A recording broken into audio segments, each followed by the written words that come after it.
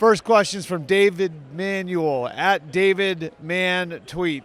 Do you think the running back position will increase in value after this year's Super Bowl, assuming Saquon has an amazing game? First of all, I would not assume that Saquon has an amazing game based on how the Chiefs have played running backs over the years in the playoffs.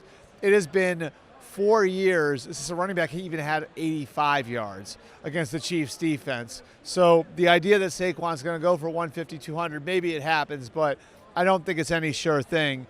As for what Saquon's year will do for the value of the running back position, remember this is separate from the game he has on Sunday.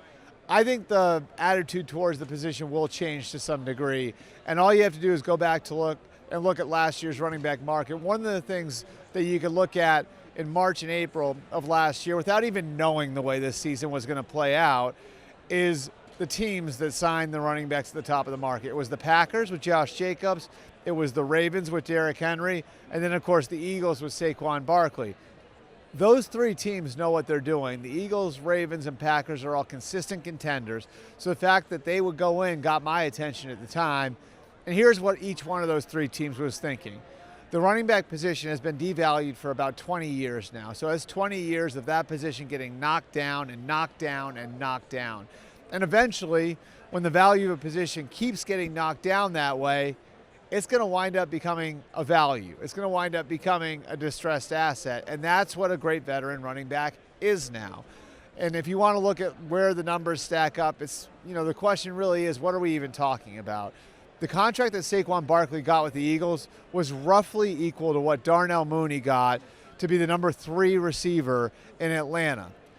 If you're paying for Barkley what you're paying for Mooney, all due respect to Mooney, who had a really good year in Atlanta, and this guy's touching the ball 300 times in the year and rushing for 2,000 yards, it almost doesn't matter if you've got to pay the price a year or two from now, paying more for a running back after he goes over the hill than you maybe would like to. So I think that's what's happened, is that the value of the running back position got knocked down so many times that eventually it became a good value to go and get a running back. Now, what I would say in addition to that is that you do have to be in the right spot to go and make a splash move on a running back. Again, all three of those teams, the Chiefs, the Ravens, and the Packers, won playoff games after the 2023 season. So all three of those teams were in a position to contend.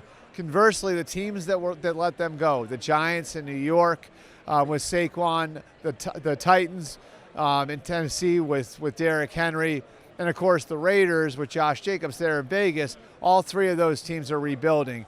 May not have made as much sense for them to go all in on a running back when by the time you're good enough to compete for a championship or even hope to contend for a championship, that guy might be on the downside of his career. So yes, I think it'll have an effect.